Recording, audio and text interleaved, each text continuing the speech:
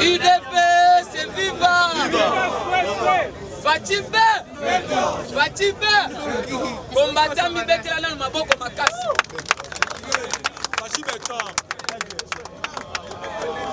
UDPS viva. Tolobi boye.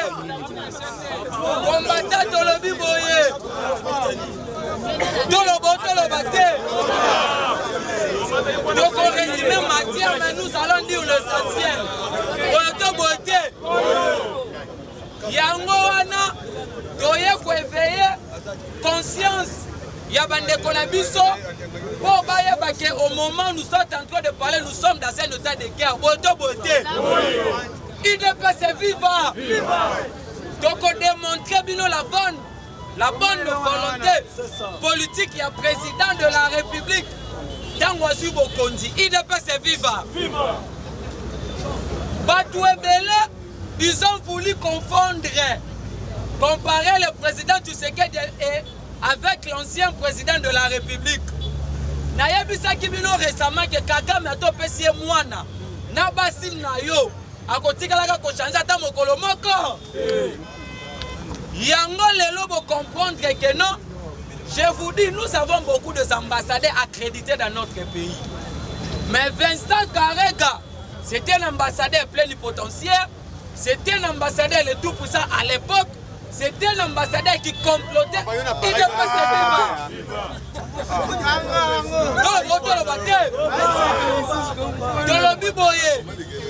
Vincent Karega, c'était un ambassadeur qui complotait pour beaucoup de morts, il y a pas président africain.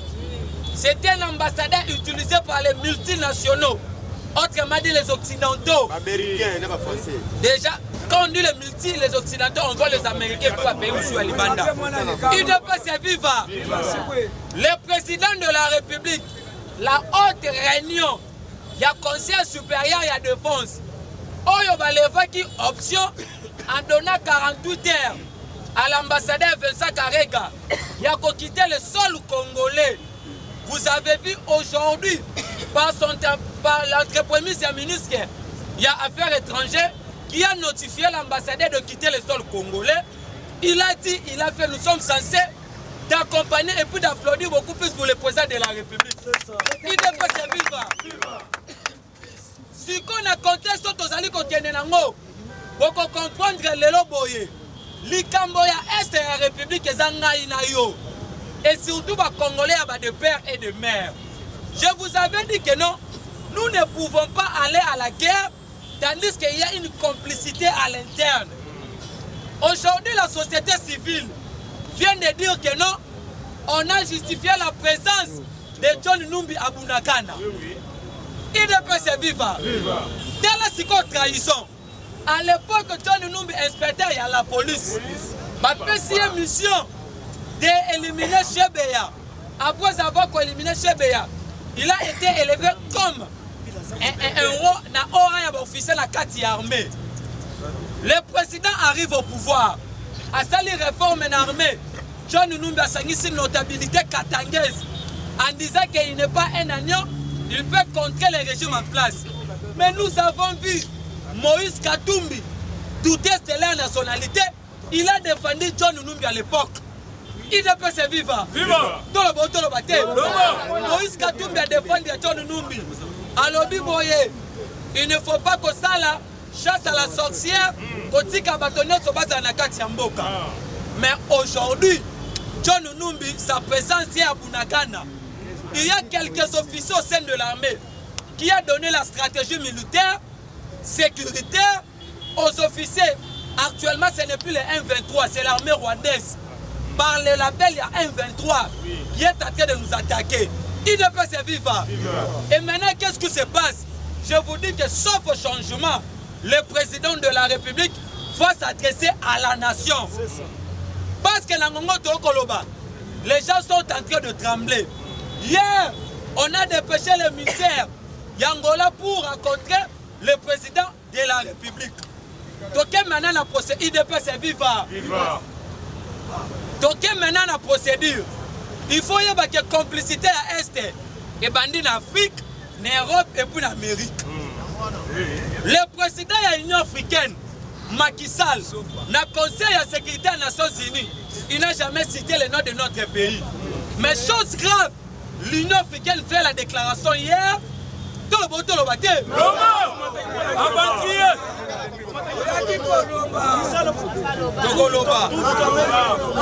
ne peut se vivre.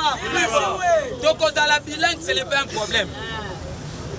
Le président de l'Union africaine et le président de la commission de l'Union africaine, Moussa Faki, expriment leur profonde préoccupation face à la détérioration de la situation sécuritaire dans l'Est de la RDC. Il appelle ainsi toutes les parties RDC et Rwanda à établir avec un cessez-le-feu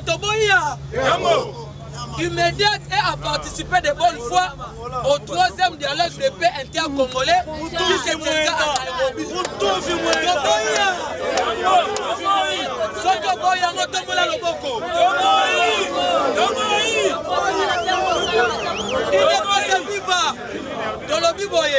On peut gagner la guerre dans 3 volets. On peut gagner la guerre sur le plan médiatique. Je vais vous citer les noms des journalistes congolais qui travaillent en complicité avec les M23. On peut gagner la guerre sur le plan militaire et on peut gagner la guerre sur le plan diplomatique. Le président de la République, Alakissi Bonnefoy, il a interpellé la communauté nationale. Il a dénoncé au Conseil de sécurité.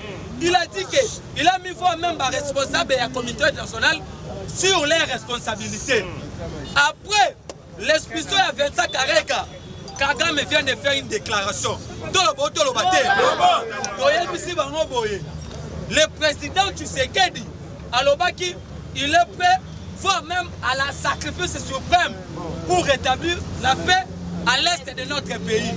Mais aujourd'hui, la notabilité à Est, on a comploté contre la sécurité à l'est du pays, y compris les journalistes.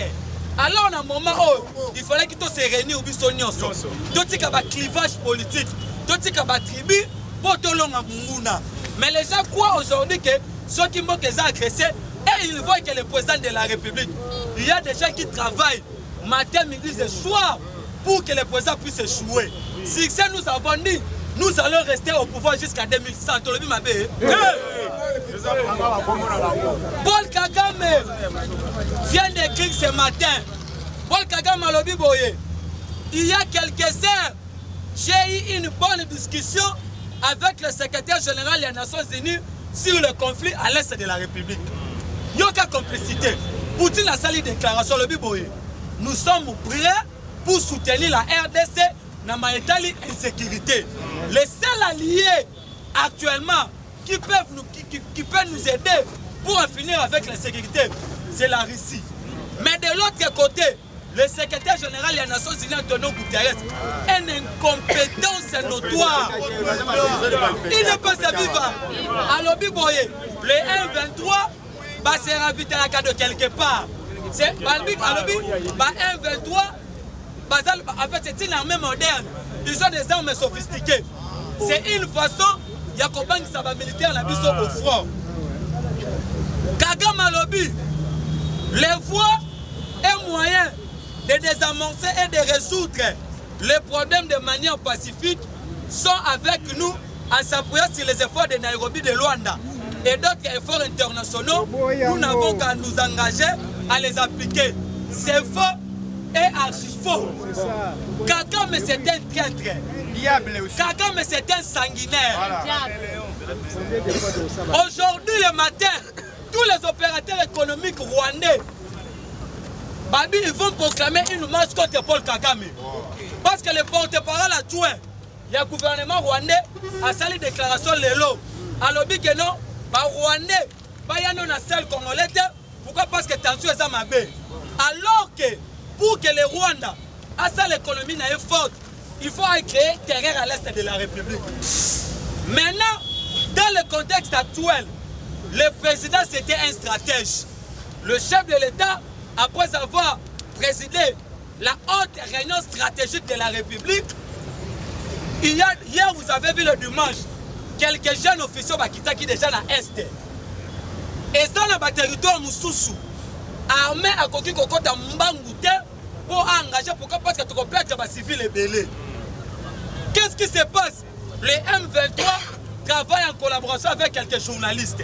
Ils ne peuvent se vivre. Et puis, les journalistes, et ça, les journalistes, la notabilité, il y a Est. Oh, ils allaient comploter contre les bandes. Bateau va financer les journalistes. Ce sont des gens qui pensent qu'en 2023, comme président, je vous dis ceci. J'ai même ma main à couper. Tous ces gens-là, comme président, ils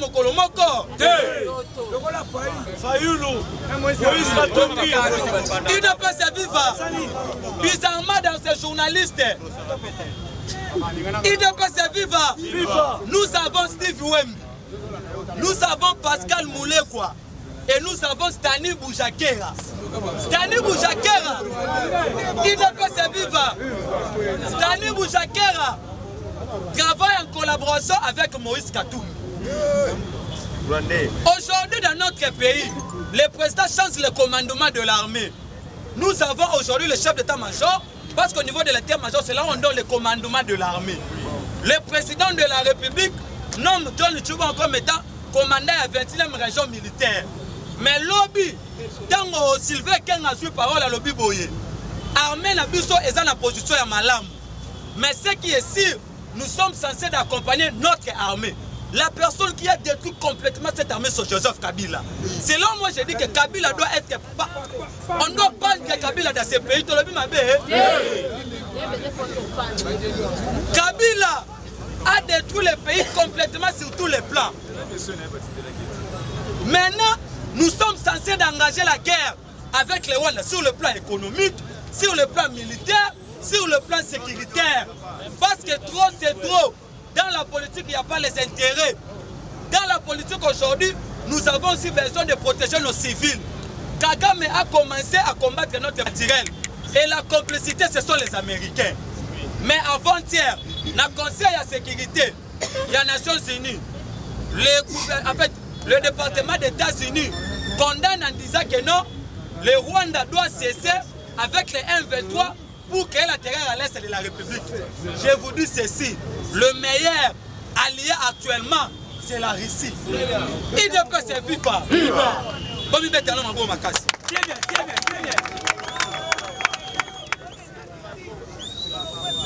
Yango Yoki, même le général va se mobiliser.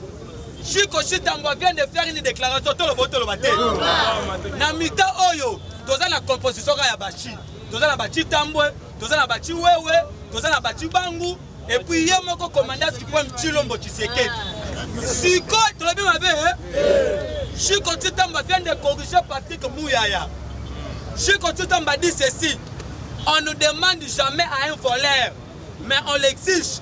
Nous n'avons pas le temps de faire une demande à la petite armée rwandaise de retirer ses soldats.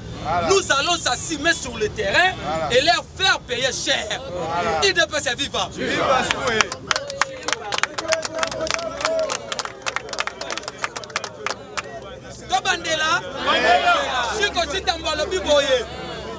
On ne nous demande jamais à un voleur, mais on l'exige. Nous n'avons pas le temps de faire une demande à la petite armée rwandaise de retirer ses soldats. Nous allons s'assumer sur le terrain et leur faire payer cher. Ils ne quitteront pas notre territoire vivant. Nous allons tout faire. S'il faut entrer au Rwanda, nous allons le faire. Le Congo doit donner une bonne leçon à ces petits pays rwandais.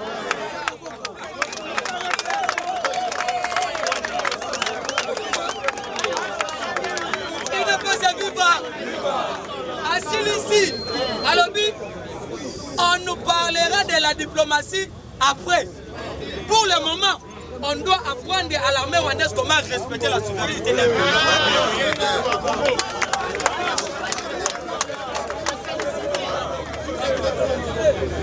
Il ne peut se vivre. Il y a un autre lobby boye. Tous ces soudés. Et ça, là, les Congolais, oh, bah, ça, bah, excusez-moi, ce ne sont pas des Congolais. Les blocs des étrangers nous testent leur nationalité. Aujourd'hui, on nous parle de Denis Mukwege. Parce que je veux vous dire qu'il y a des gens que les Occidentaux utilisent. Le président Tshisekedi est arrivé au pouvoir pas par un déyal de politiciens, par la volonté de Dieu et puis nos fautes. C'est ce qui fera aujourd'hui que non, les Rwandais doivent nous respecter. Mais d'autres informations stratégiques de l'armée sécuritaire, nous n'allons pas les étaler sur la place publique pour ne pas démoraliser, déstabiliser nos militaires qui sont au front. Mais notre armée a dans la bonne position.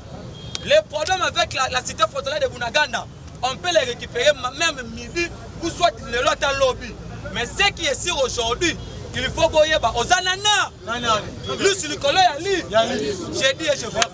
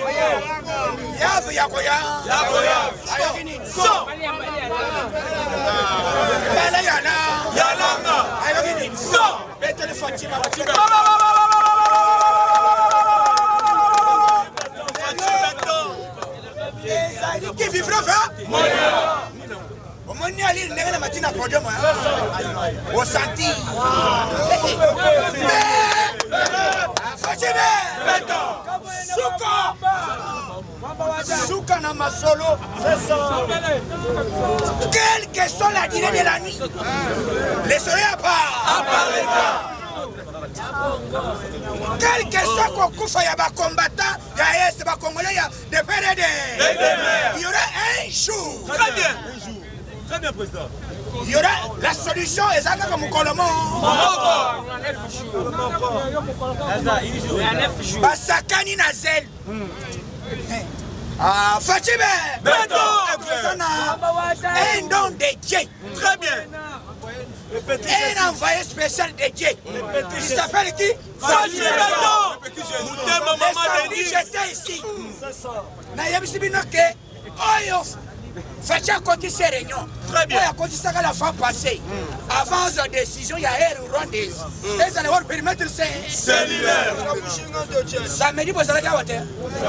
La lobaki na lobby, Fachi Bakoti. Décision est comme il en exécution animée. Et puis na lobaki dans 48 heures. Très bien. Très bien. Moi, la pote, c'est là. Ah, il devait se vivre. Vivre. Sokande Kobima. Facha Mano Zelani. Ba petit bakoué, il y a une pénalité. Très bien. Pour raison. Facha qui est un conseil de sécurité.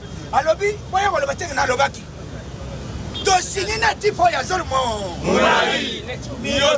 Animi, c'est ça les faits. Document ya moyo. Moi distribué.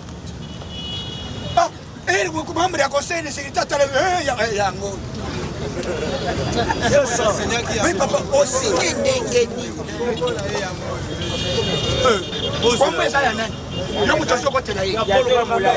Ezande ba te presa osana ona raison. Facha kei na ba parrain proche ya Kagame. Très bien. Dernière minute. Angleterre. Alobi roi oti kokota. Na ebike oya kokona ngai. Peut-être oya ulukaker, oya de ça lobi boy neni. Document ya moyo. Roi lobi na yeba kita. Très bien. Des politiques. Mais Zokane, na entrée à pouvoir ya Fachi, il y avait les jeunes combattants. Très bien. On va en formation. 6 000 hommes. Combien? 6 000 hommes.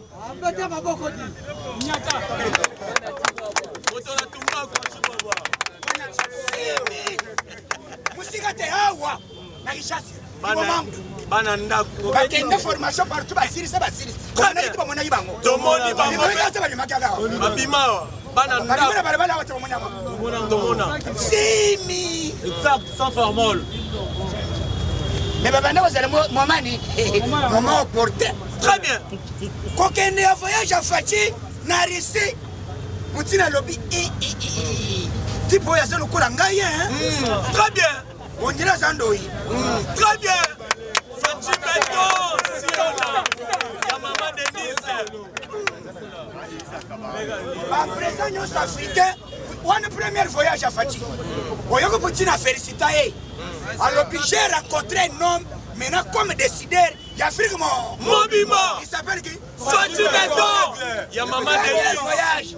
Ce qu'on a le contact éthique.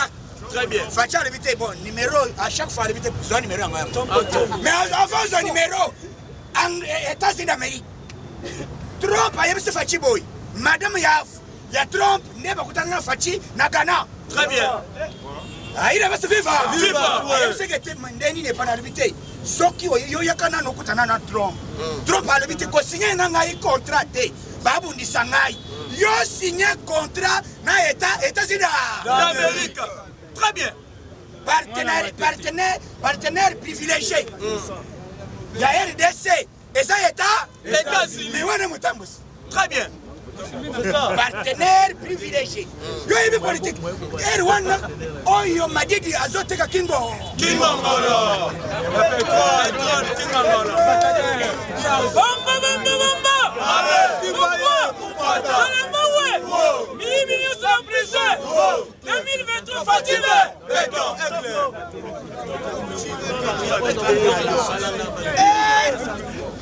Fati amani fulanda te papa. Fati azokende. Ce qui Fati a signé qui contrat na Trump. Comme Trump a accueilli directement accord de Salini. Mais Fati a signé qui contrat na États-Unis. Bamérique batali bali o mutambo hein. C'est ça. Na ba républicain, na ba démocrate ba ngonyosina. Yonani o convaincre l'Amérique à sangana pour la pays moko. Yonani niveau diplomatie. Alléluia. Amen. Fatia silisi à l'obité. Boro na silisi. Ko boro asuka nakutana na roi belge. Très bien. Voilà. Puisque balinga iba sauter baloba Fatia soka bandika ka Rwanda pa toko sotise ye to sala boy. Roi lobby soko boza mi bali bombe ka boyoka nini? So, keba. Yo. Karai. Roi ye a lobby nazali o eza pays na ngai. Ayebi signe européenne. Beaucoup d'énergie, ceux qui vont assister, c'est comme non-assistance à la personne en danger. Très bien, président. Bon, dernièrement, pour la toute première fois, États-Unis a déclaré et lobby M23 pour retirer les militaires de Nabino Halime. Très bien. M23 c'est le théâtre. Bakewuti, tuzi uruchuru, wotozi boy. Mais va quitter. Nini facha bombe. Mais c'est là. Sokande avant président Zongaboy. Et ça n'a pas matérialisé le Royoka. Très bien. Non, madame Andouité. Ah, il avait vivant. Viva. Avant Fatia Zonga, biloko ya président fédéral ya IDPS. Très bien. Et ya ka salini. Et ya kala. Batoulouité, ici, c'est là qu'on a des décisions, il y a Poutine. La minute, et ça même pas même une minute. Si quoi, il y a Poutine, président de la mission fédérale. Très bien. Il y a Poutine.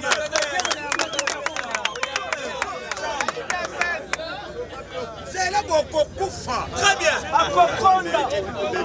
Papa, na quoi rangi na Rwanda. Très bien. Rangi na Rwanda.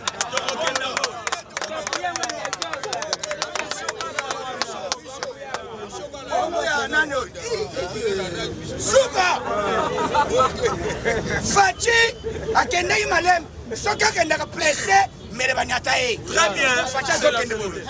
Kota symboli, kota beti bo. Abani ko dribla keibo. Merci. Batu balobi bona nini Fati atiki ambassadeur rwandais. Fati alibiti sabi misi avant. bakobima o omona bebisi diplomatie. Très bien. Ikaba kweya na carré. Très bien. Dernier village. Elle doit faire le politique. Yo banda, où est-ce que C'est ça le problème. Osez là. Osez le pétrole, il y a le pétrole, il y a le King Congolais. Mais moi, le pétrole. Et puis, tu n'es pas congolais d'origine.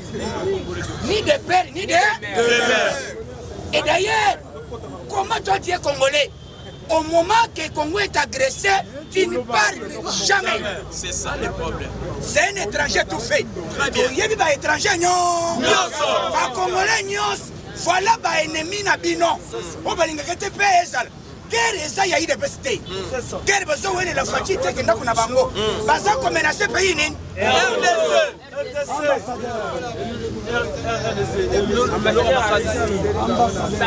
Malamoko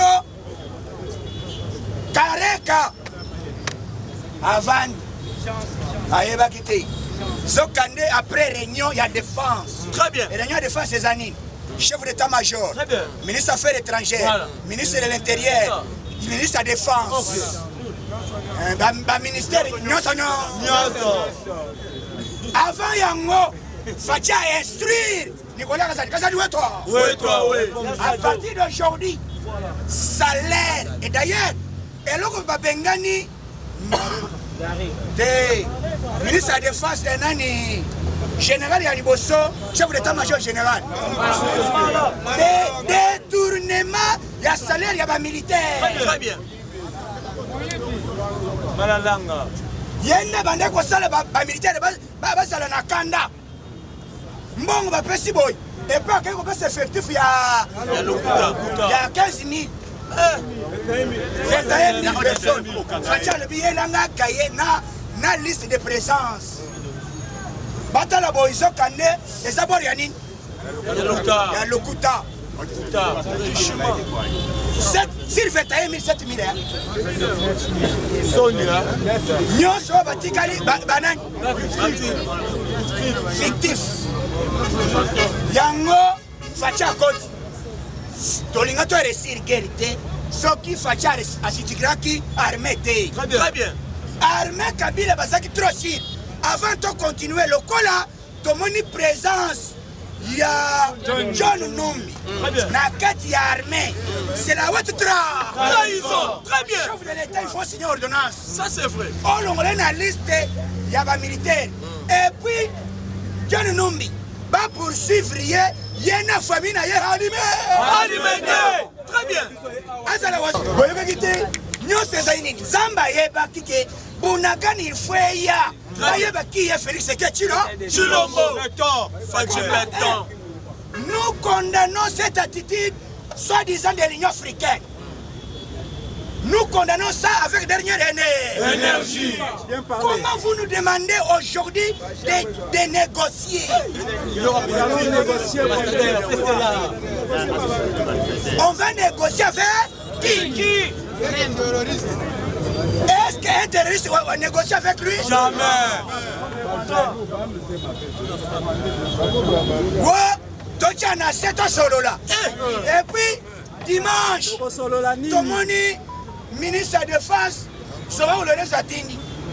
Aïe, ce président, Totiana, c'est président de l'habité. Nassé, Tagocha. Résolution quoi?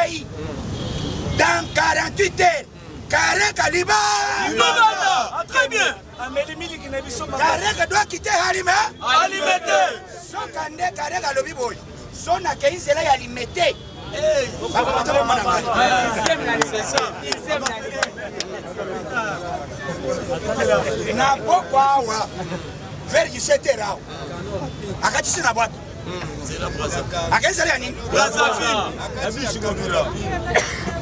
Tout à l'heure, ministre des Affaires étrangères, il y a Lutundula a pas si communiqué. Très bien. Dans un bref délai, Nambonga Mukera 15 minutes, que nous avons déposé le document. Très bien. Congo. Très bien. Diplomatie et bien, Très bien. Uti toyokana. Jamais. Vanda. Tosolo. Il va dire tosolo.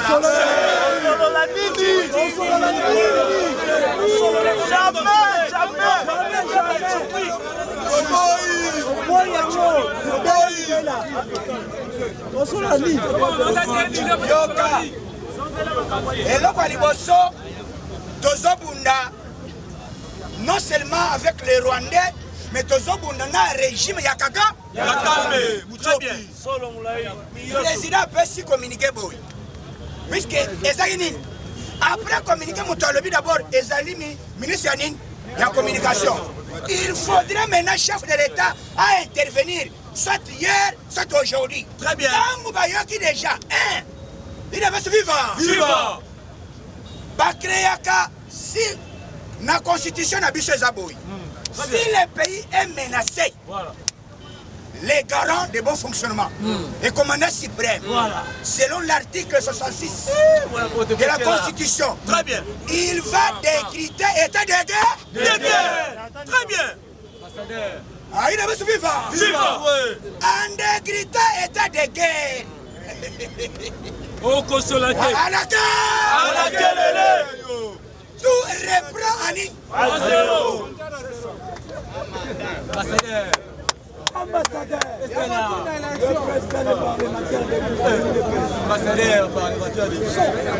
Ah, il avait suivi. Vivant.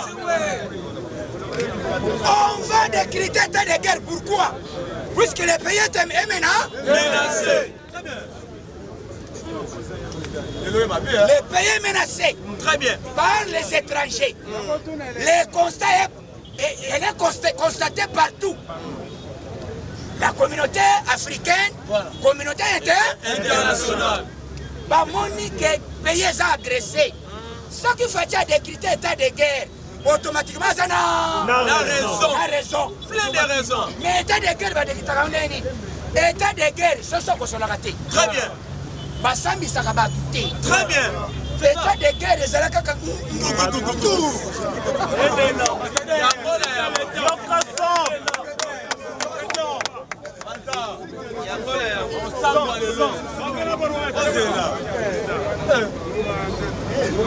Ah, il devait se vivre. Comment on peut aller aux élections aussi longtemps où Rutshuru n'est pas encore récupéré? Très bien. Comment on peut aller aux élections aussi longtemps que Bounaga n'est pas encore récupéré? Très bien. C'est non assistance à la personne en En danger. Très bien. Il faut Bounaga Neya. Ok. Manduki, il y a depuis dimanche. Dimanche, on a tombé, il y a les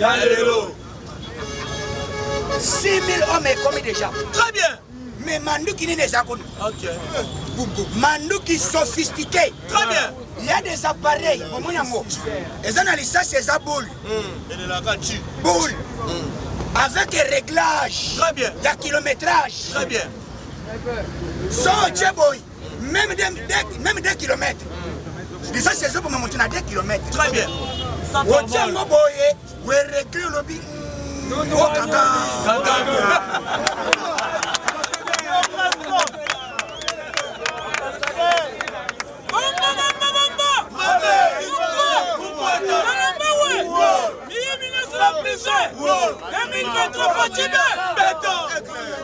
Si on a monté ma maman Denise,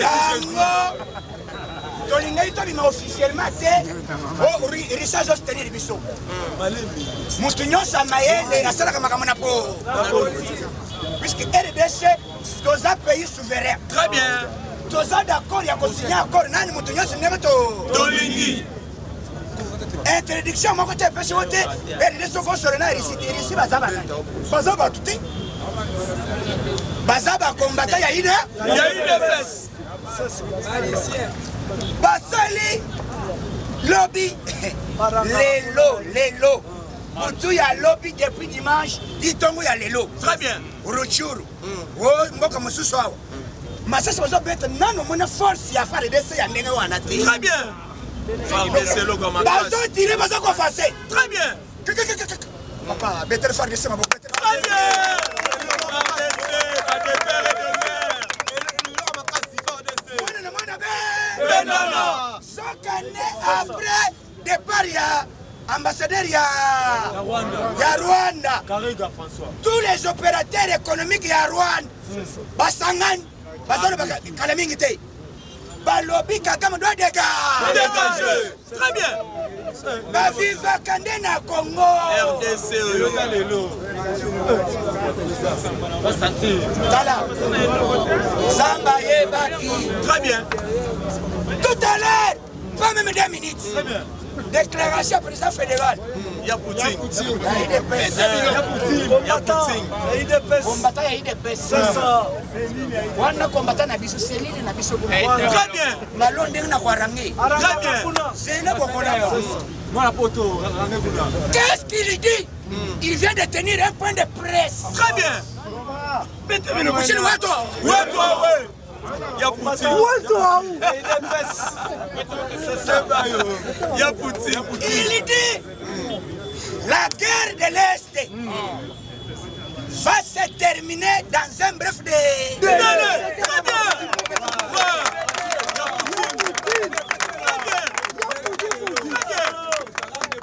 Il y a Poutine. Très bien, vraiment. Il va se vivre. Tout à l'heure. Très bien. Il y a Poutine. Tout à l'heure. Il va se vivre. Poutine vient de déclarer. Très bien. La guerre de l'Est, ça va finir dans un bref délai. Très bien. Dans 1 mois, on ne parlait pas encore la guerre de l'Est.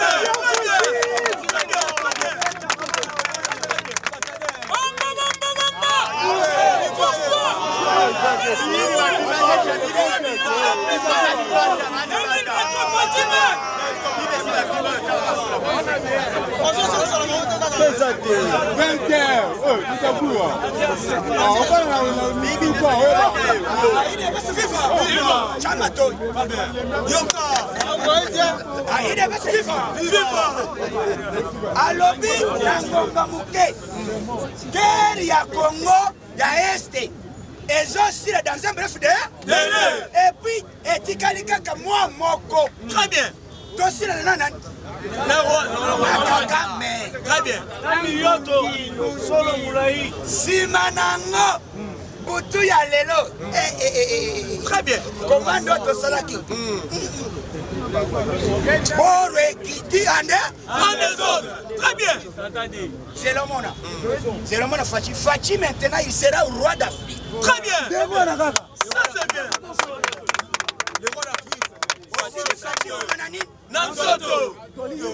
Point de presse la Poutine. Très bien. Alobi tokotikala na mwa wa ezoya guerre est bobanga après 30 jours. Très bien. On a une fois pour toutes tozo banda guerre tokerti nani Na Rwanda. na wapi Kigali. Très bien.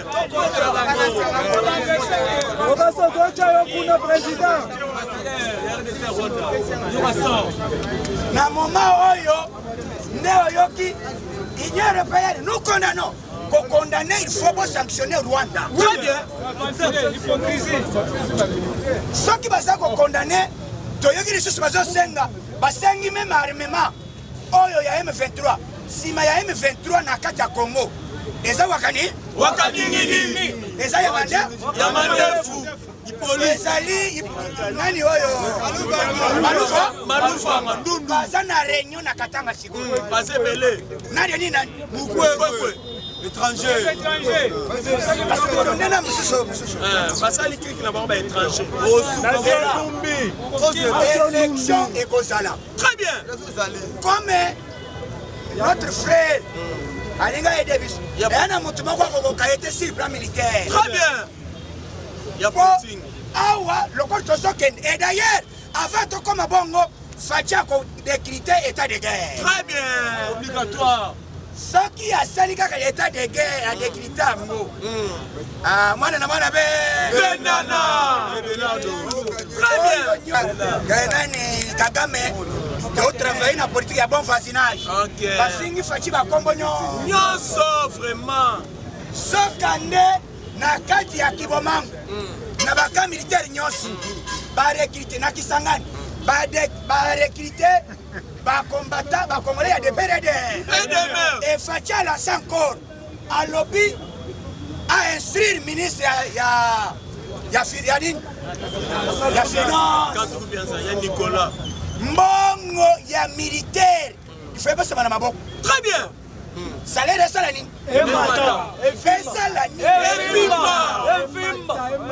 S'il faut que nous même 4 milliards, on a commencé par militaire. Alléluia. Amen. Très bien. Fachi Beto et maman Denise. Bon, militaire, il y a que président lobby, Mouta lobby, ça avant président, les ministres de finance. À lobby, Tozo pèse ça 150 millions de dollars. Nakatianine. Nakatianine. Yamé congolais. Très bien. Mbongo monsieur président Zolo Bagobakisa. Salaire na ye Agobakisa. Très bien. Sans compter contribution il y a président fédéral. Il y a Poutine. Il y a Russie, il y a Poutine. Voilà. Il faudrait être comme un état pour eux. Très bien. Tozo yebisa bande on a besoin ya Goma. Tozo féliciter bino comme nyos bino nyos besoin moral moko. Très bien. Peut-être ba mbo bana Goma. Très bien. Pas de père et de mère. Bande konos est. Na Uruchuri, qu'est-ce qui s'est passé? M23 côté. Bavandi vont vendre la chaîne. Chaîne bazole va le bien. Vous avez combien de temps à ton limite à bino hein? Boya kaka to vendre to solo là. C'est ça. Ba limite place moko bien revendre des malili ya ezao. Ah ba yeba le bien les chaîne ba yami biso. So kandi ba yimi plan ba chaîne té. Très bien. Chaîne moko akaiti na barrière, akaye bisa faire d'essai. OK. Allez viens. Moi entourer ba muto entourer ba. Très bien. Ça c'est bien. Basi ba M23 en otage. Emele. Très bien. Ba Sénégal ba elle ba ngoma fait le chaîne à le biso sangere na ko yanayo. Ba de père et de mère. C'est ça. Très bien. Astra boy. Ba vanda na se. Allah. Astra boy be. D'accord. Chaîne ne et sali que les non faire les sali pede 3 territoires, 3 localités. Très bien. Ça c'est bien. Ba chaîne. Très bien. Ba récupérer. Yango mikolo yo to zongi me moral. Au moins infiltré Yebelando. C'est la number 1. Comme président fédéral à soutenir Bissot. Très bien. Il y a Poutine. Commande auto salari à 7 hélicoptères. Au lait à 7 à l'heure où on peut se 25. Très bien. Il y a Poutine. Très bien vraiment. Très bien. Très bien. Ah, il est pas vivant. Vivant. Alors, hélicoptère. Au lait à 7 à l'heure ça c'est combien? 25. 25 années. Mon voisin a Simaboy. Madoussou Bosso, Madoussou Nassi. Et la Zoken. Koto est bête, Koto est salini. Na, Mitukaoyo. Et ça y a un moment bon. Et quand il a maille, et ça n'a pas possession à Baréza à Maïti. Il y a un moment que a formulé à Tchepo. Bon, et ça y a moi. Très bien. Fatia Lobby, ba voisin. Boya, Tengaina, Kakamezoto. Soto. Très bien. Fachi Beton, de père et de mère. Il y a maman Denise. Très bien. Et là, comme ça, il faut pas ça. Ruchuru est zaini. Toyoka que Facha yoka bakangi Ruchuru. Alors, bato senga dialogue. Jamais. Déjà. Dialogue. Plus jamais. Facha lobi faut mieux. Bon les kakoma bozwa. Kenga ina pesa bino dialogue. C'est ça. Na dialogue oyokaki wakani. Wakani nini. Asangi nini. Dialogue. Voilà. C'est le Mikoloyo. Nambé a travaillé. Moral ya ba combattant.